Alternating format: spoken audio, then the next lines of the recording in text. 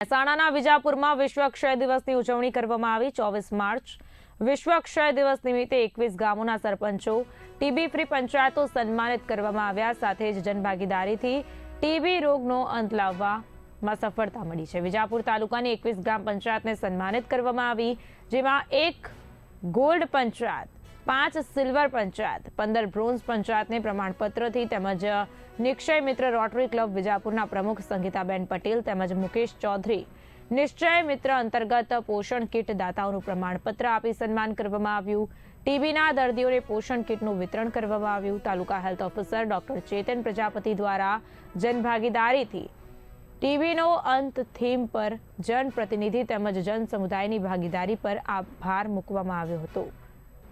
SDS Prakashbhai નાઈ તેમજ તાલુકા health supervisor Mukesh Chauhan તેમજ ગામના સરપંચો મોટી સંખ્યામાં ઉપસ્થિત રહ્યા હતા।